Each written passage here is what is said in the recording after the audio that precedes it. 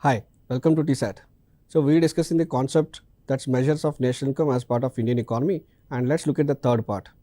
So in the previous two sessions we discussed about the different types of goods, the definition of national income, and then in the previous session we discussed about various measures of income like GDP, GNP, NDP, NNP, isn't it? And then we discussed about national income with factor cost, market prices.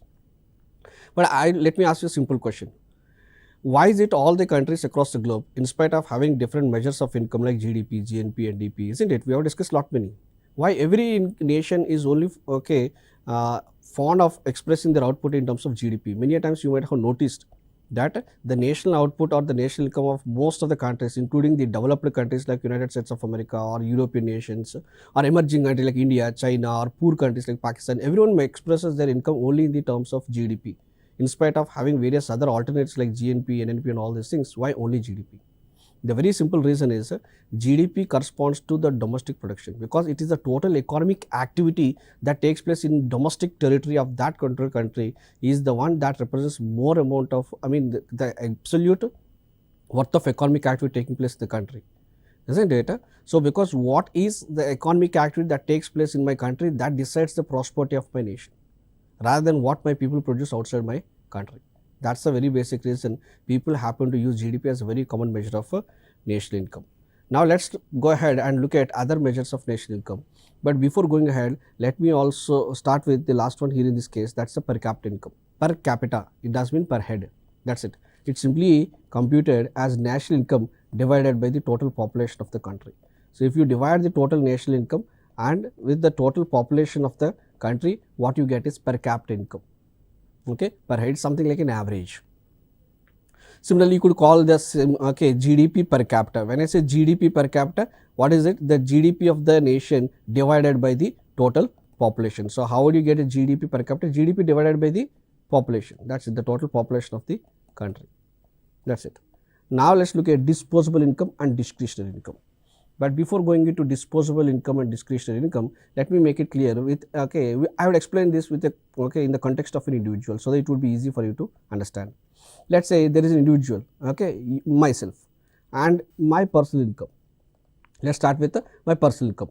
So if I am working for a company, the company ends up making a promise to me that this is the total amount of salary that we will be paying you per month.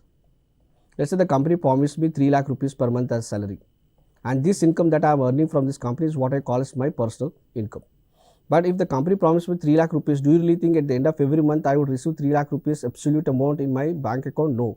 There would be some deductions like the tax, tax would be deducted at the source, TDS, isn't it? So there would be some amount of PF card, isn't it? So there would be some amount of deductions or compulsory payments that I ought to make to the state. And after deducting certain amount of my compulsory payment that I am liable to pay to the state, the rest of the money I get, what is get credited into my bank account is what I call as a disposable income. I mean the income at my disposal. The income at my disposal. Not all the income you make, because in this country you are liable to pay at least the tax, that is an income tax, if you are making some income more than 2.5 lakhs. So there are some compulsory payments one has to make to the state. Deducting those compulsory payments from your personal income, whatever is left is what is called disposable income. And then the last one here in this context is discretionary income. Discretion does mean, I hope you understand the literal meaning of the word called discretion. The way you would like to, it's up to you, isn't it? The money that you could spend as per your own whims and fancies. So let's say if you are making 1 lakh rupees per month, do you really think you could spend all this 1 lakh rupees the way you want to? No. Living in a city like Hyderabad, you need to meet some expenses like the khana pina, roti, kapda, makan, the food, clothing, shelter, isn't it? So there are some necessary expenditures that you are going to make. If you are living in a rented flat, you are bound to pay the rent. If you are simply buying an internet services, you are going to pay the internet bill. So there is some compulsory expenditure that you are going to make, necessary expenditure, or what we call maintenance expenditure, isn't it?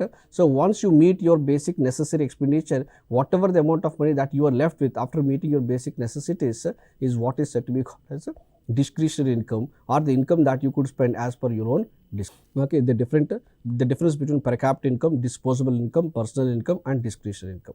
Now let's go ahead and look at the other most important concept, that is nominal GDP and real GDP. And we will be using these terms nominal and real in many contexts. Right now we are discussing in the context of GDP.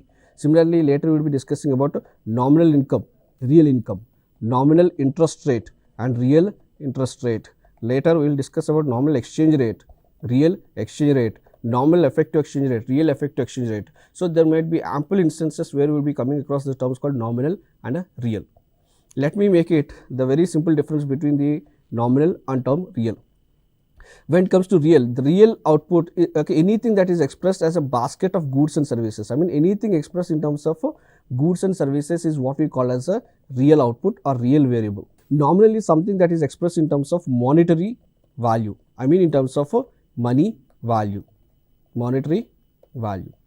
Or technically speaking, real variable is nominal variable adjusted to inflation. Nominal variable adjusted to inflation. I mean, if you remove the component of inflation from a nominal variable, whatever you would be getting is what we call real variable.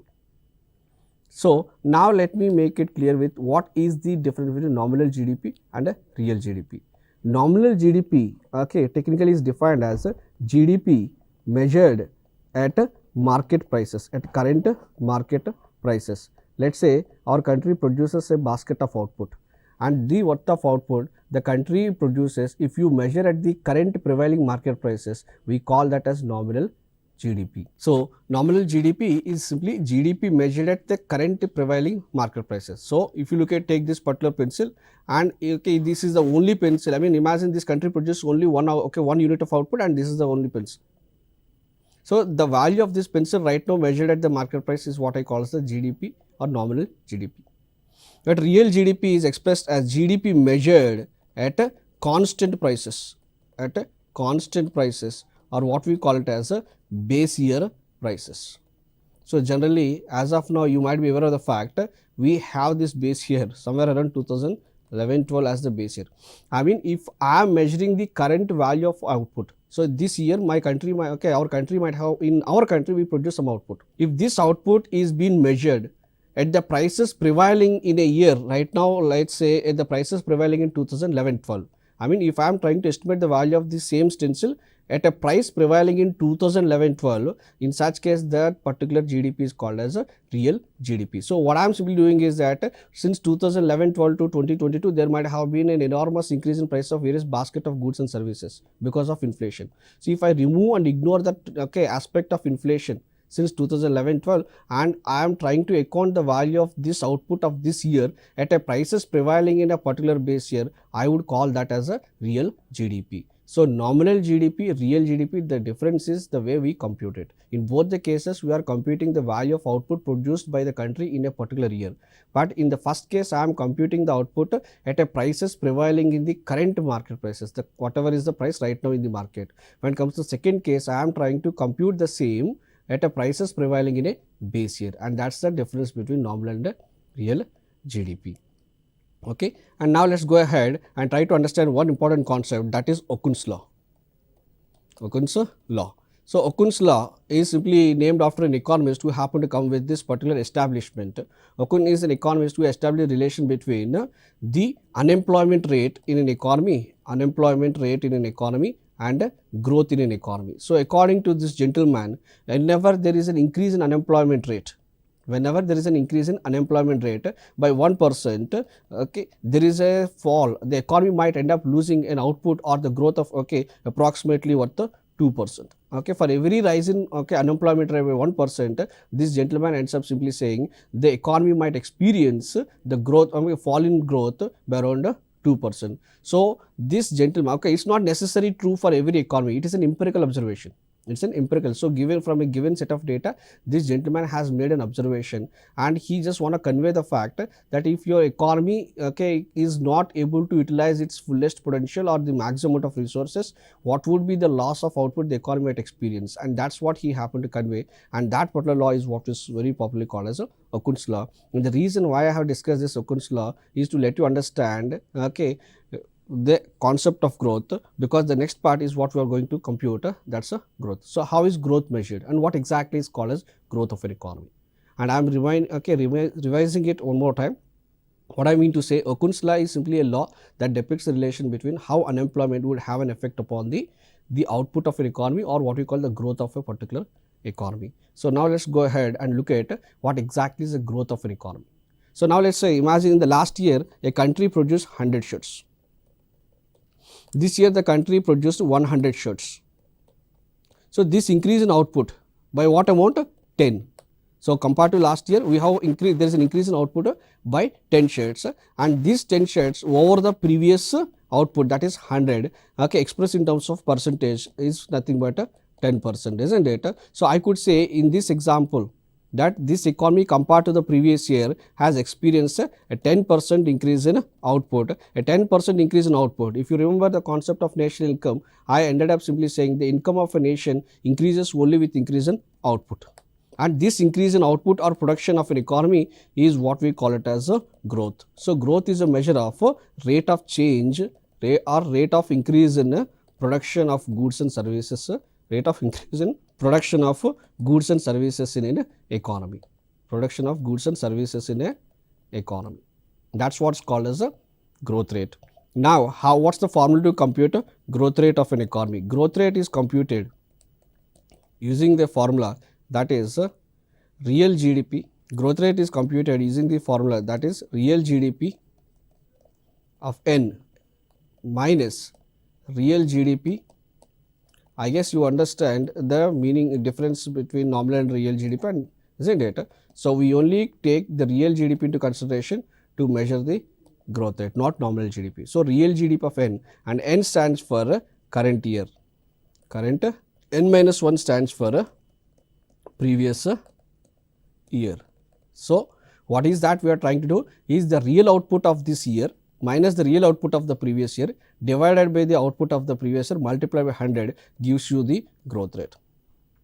Now let's say, imagine if you have come across in the newspaper or the government of India has reported that there is a 12% of growth rate of this country in the year of financial 21-22. Just imagine. Of course, that's not the correct growth rate for 21-22. I'm just giving an example.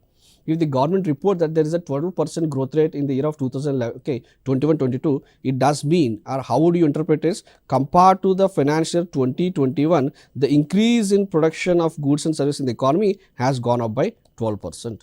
There is a 12% increase in the overall production of goods and services when compared to the previous year. Okay. Similarly, imagine if you have come across a news that the third quarter of financial year 22-23. Okay, of course, this third quarter as of now is not yet being counted. So I think you are aware of the fact Q3. Okay, so we generally divide the accounting year of financial into 4 different quarters for every 3 months of the time period, isn't it? So April, May, June is the first quarter, and then followed by the second quarter, July, August, September. Okay, or you could divide the entire financial into 2 different halves. So here in this case, I am just simply comparing. If not Q3, let's start with Q1. Okay, so Q3 is not yet done, and that's the reason. Let's say the Q1 of financial year 22-23. You have come across a news that there is an increase in growth rate by 8%. And how would you interpret this?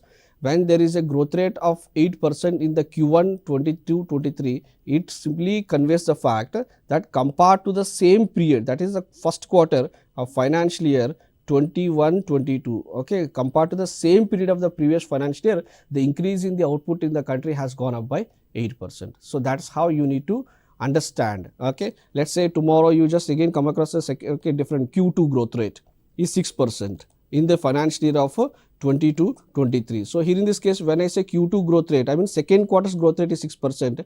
It is not in comparison to the first quarter, it is compared to second quarter of the previous financial year 21-22. So this is what we call measuring the growth or measuring the change on a point to point basis. So Q3 growth does mean Q3 with the previous financial year, Q4 does mean Q4 with the previous financial year, but not with Q3 or Q3, okay, isn't it? Not with the previous quarter. We don't compare with previous quarter, we compare with the same period of the previous year. That's how we generally compute a growth rate of an economy, or simply growth is simply a measure of increase in production of goods and services. That's it. So if there is an enormous increase in production of goods and services, the economy is set to experience a growth.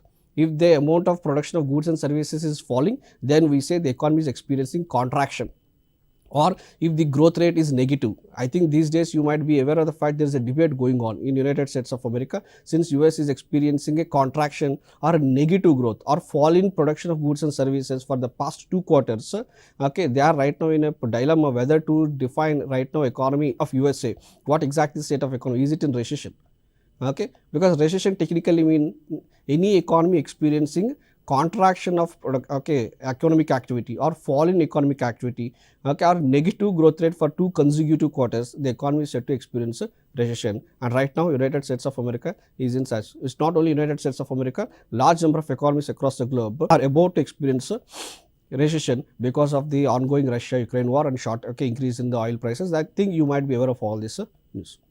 So having seen different measures of income, different types of goods and services, now let's comprehend the entire Indian economy in a single snapshot. What exactly state of Indian economy, and let's look at from the the most trusted source, that's none other than economic survey. So if you look at 4 years of data, let's start with GDP growth at constant prices. You could remember, so this GDP growth is measured at constant prices. That means here in this case we are considering the real GDP. So, and what does the economic survey says? In 1920, in the financial of 1920, we experienced a 4% growth rate, and 2021 we experienced a contraction in growth. If you look at it, that's a minus 7.3. Isn't it? In the this year we experienced a minus 7.3 growth rate. It's a negative. Why is it so? You and me know the fact that because of COVID, there is almost for 70-80 days the economy has been come to halt, isn't it? So no activity has taken place. That's the reason in 2021, not only India, a large number of economies, almost every country across the globe has experienced a contraction in economic activity, and that's the reason that year we reported a negative growth rate, and immediately the very next year we bounced back to 9.2. That's been compared to this year, there is an increase in output by 9.2. You might be thinking, my God, India has experienced really a great recovery, but I think you are aware of the fact this is all because of base effect. This is generally more or less what we call as a base effect. So, because in the previous year there has been a large amount of fall in output, a considerable increase in output results in a great increase in growth rate, and that's the basic reason. Because of the base effect, there has been a tremendous increase in growth rate. And then in the next year, 22-23, isn't it? It's projected. By the time the economic survey has been published, it is anticipated that we might be receiving experiencing growth rate of 8 to 8.4%. And the second most important is fiscal deficit. And we are expressing this fiscal deficit as a percentage of GDP. So fiscal, I think you are aware of the fact the word fiscal represents treasury or purse. I mean, you know the difference between surplus and deficit. Excess we represent with the term called surplus, shortage we represent with the term called deficit. So here in this case, when it comes to the term fiscal deficit, it is simply the gap between the total expenditure and total income of the government of India.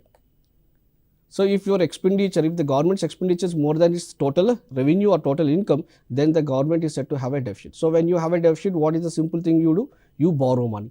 So the amount of money you are expected to borrow in a financial year, if you express it as a percent of GDP, generally we happen to represent with a term called fiscal deficit. And if you look at this particular 4 years, 2021, because of COVID, our fiscal deficit is very high, because government of India has implemented very large number of populistic schemes, large number of welfare schemes. I'm sorry, it's not populistic, I would rather say it's a welfare schemes, isn't it, for the sake of protecting these people. And that's the basic reason. I think you will be aware of the fact the amount of food grain distributed to all the people, and free transportation, and then the vaccines. You might be, the government has spent a lot of money, and that's the reason the 2021 the government has ended up borrowing a very large proportion of money, and when it expressed as a percent of GDP, that was roughly around 9.2, and this year there's been a considerable fall in the fiscal deficit, that's up to 6.8%.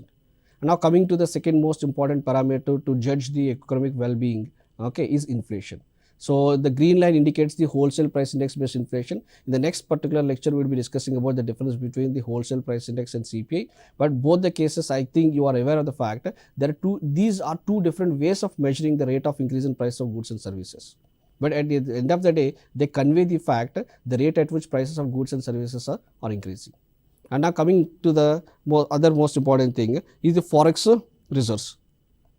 So forex reserve simply includes the amount of foreign currency, the SDRs, the gold that we Indians have accumulated over a period of time. As of now, if you could look at it, there has been a considerable increase in the total forex reserves that we have accumulated. And similarly, let me also make it clear with respect to the term called import cover. Import cover refers to the amount of foreign currency or forex reserve that a nation has. The import cover refers to the amount of foreign currency that is required to meet your import bill for a certain period of time. Now let's say if Indian economy maintains a forex reserves that is enough to meet the import bill of this country for a year, then in such case the nation is said to have an import cover of 1 year. Or if your forex reserves are enough only for meeting your import bill for only 1 month, then you are said to have an import cover of only 1 month. So larger is import cover, Rather, more is the forex reserves, more would be your import cover. I mean, you could use it for meeting your import bill for a larger span of time. And you could notice the fact we are doing really good with increase in forexes. And then how are three different sectors of economy performing in the past 4 years? If you look at it, generally, I think you are aware of the fact we divide Indian economy into three different sectors. I mean, whatever contributes to the economy, we categorize into three different sectors. Okay, ideally, primary sector, secondary sector, tertiary sector.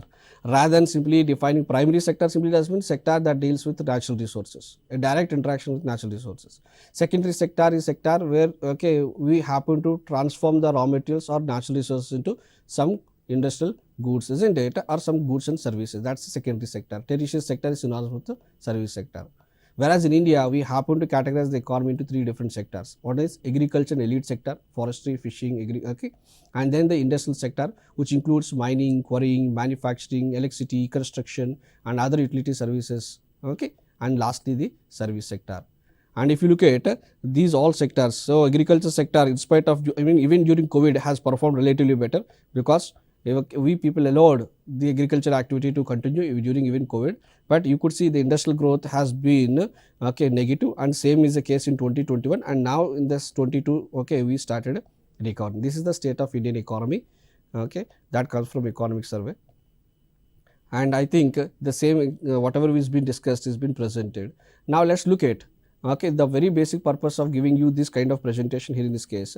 I just want you to note down the most important aspect. What is the contribution of each sector to the overall GVA or gross value addition? I mean, which particular sector in which particular sector the value addition is taking place relatively larger amount. So if you look at the current 21-22 advanced estimates, 53% of value addition in the economy happens to be from a service sector.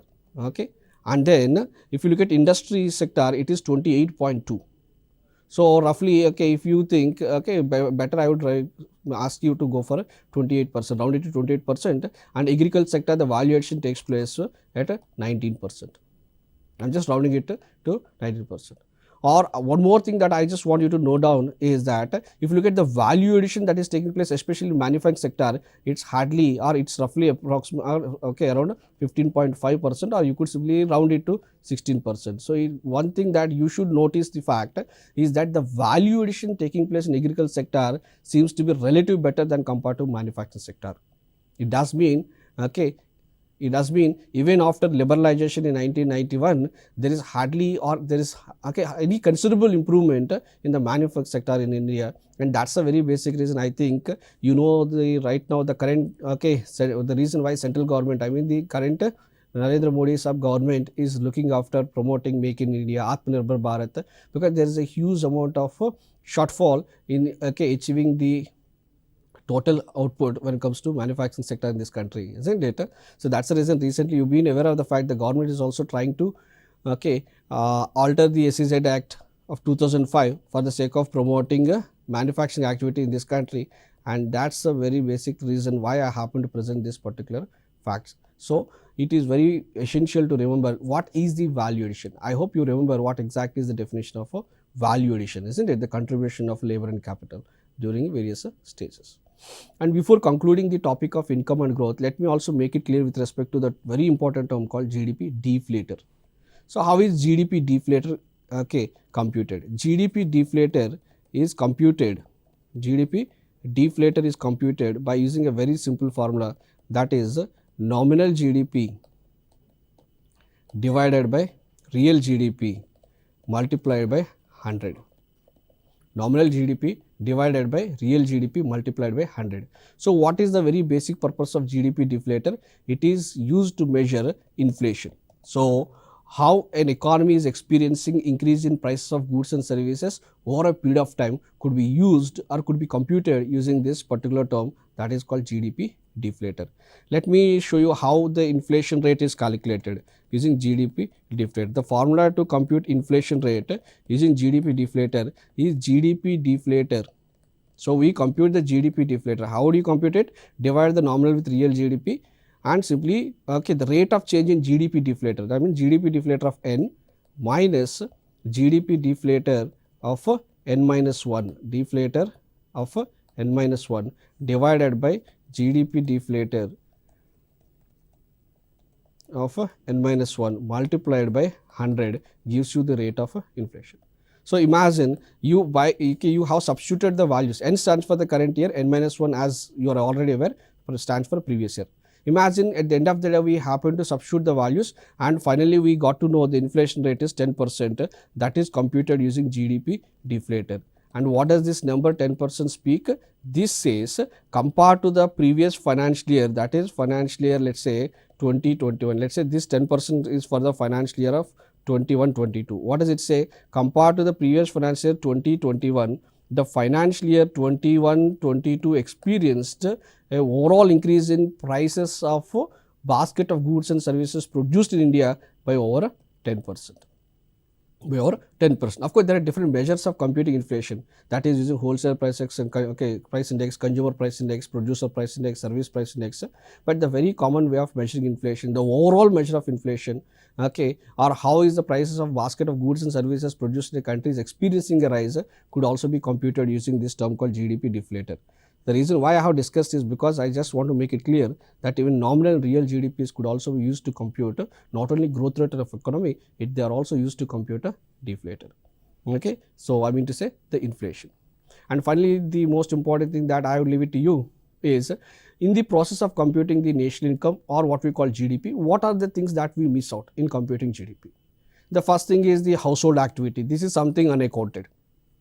And the most important is the black money, anything black money transaction. The third is here in this case I just want to represent this as a green GDP, the impact on environment, or any economic activity or any activity that takes place in the name of barter system. So, these are certain economic activities that would not be accounted as part of GDP, isn't it? So, the service rendered by a mother at home or woman at home, isn't it, or the black money transactions or barter systems, or any free service delivered. I think you understand the difference between basically an economic activity and social activity. Anything that has a value and a price attached could only be called as an economic activity. Let's say if you people volunteer to clean the roads of Hyderabad, then it is called a social activity. But if someone is, if some municipal worker is doing the same in return for a certain amount of money, then it's called as an economic activity. So, only economic activity which has some price attached could be accounted as part of GDP. At the same time, there might be a lot of activity takes place which could not be accounted as part of our GDP, and that's what I have listed it here. Finally, what I will leave it to you as an exercise is, who computes all these measures of income, GDP, GNP. I am giving it to you a clue. So, please do go through this particular Ministry of Statistics and Program Implementation and find out what does NSO stand for and what is, isn't it? So, what does this particular ministry does and what is NSO? So, that helps in understanding who computes this GDP. I am leaving it a clue for you people. And I think in the past 3 sessions we discussed about various types of goods, what is the definition of income, various methods of computing national income, various measures of income, and how to compute growth or change in production economy using these particular measures. And finally, we have seen how to measure inflation using nominal and real GDP and the things that we are missing in computing GDP. And the last thing we are, I am expecting you to do is, who does compute GDP in this country? Who is responsible? Which part of the government is responsible in computing this information related to GDP? That's what I will leave it to you. And this completes the topic measures of national income and growth. We spent considerably enough time for this because this is most important topic that's required for your examination, and we'll go ahead with the next topic, that's inflation. So, having seen how to compute inflation with GDP deflator, we'll try to explore the concept of inflation in the coming session. Thank you.